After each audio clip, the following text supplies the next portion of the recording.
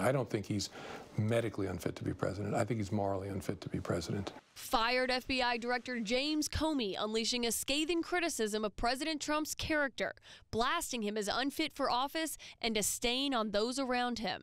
A person who sees moral equivalence in Charlottesville, who talks about and treats women like they're pieces of meat, who lies constantly about matters big and small and insists the American people believe it, that person's not fit to be president of the United States on moral grounds. In his first televised interview since the president fired him last May, Comey reveals he thinks the president might be vulnerable to Russian blackmail. Do you think the Russians have something on Donald Trump? It always struck me and still strikes me as unlikely, and I would have been able to say with high confidence about any other president I dealt with, but I can't. It's possible. Comey reflecting on the February meeting when he says President Trump asked him to drop the investigation into his former national security advisor, Michael Flynn. Should you have said, Mr. President, I can't discuss this with you. You're doing something improper. Maybe. Although, if he didn't know he was doing something improper, why did he kick out the Attorney General and the Vice President of the United States and the leaders of the intelligence community? I mean, why am I alone if he doesn't know the nature of the request? Trump denies he made the request, but Comey believes it bears weight in Special Counsel Robert Mueller's investigation. Was President Trump obstructing justice? Possibly. I mean, it's certainly some evidence of obstruction of justice. What will it mean if President Trump tries to fire Robert Mueller? It would, I hope, set off alarm bells that this is his most serious attack yet on the rule of law. But when asked whether Mr. Trump should be impeached, I hope not.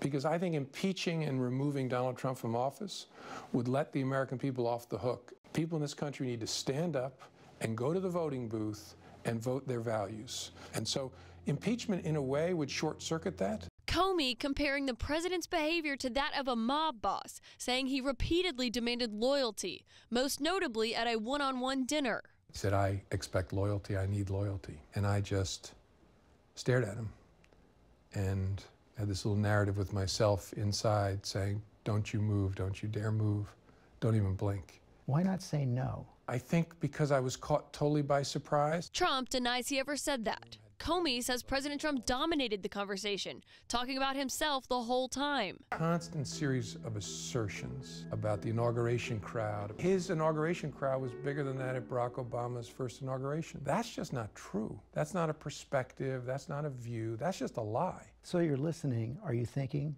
President Trump's a liar? Yes. Yeah. Comey recalling his infamous handshake from Trump in the White House shortly after the inauguration. He says even his family knew how uncomfortable he was. They know that's my oh no face. Well, that's not exactly what Patrice said, is it? Well, I don't want to say it on television. She said that's Jim's oh face. Comey revealing how it felt when he discovered he'd been fired. I don't remember being angry. I thought it's crazy to fire me. I'm leading the investigation of Russian influence, and particularly whether anyone in the Trump orbit had coordinated and conspired with the Russians. That makes no sense at all. Comey also reflecting on his controversial decision to inform Congress that he was reopening the Hillary Clinton email investigation just days before the election. What did it feel like to be James Comey in the last 10 days of that campaign after you sent the letter? It sucked.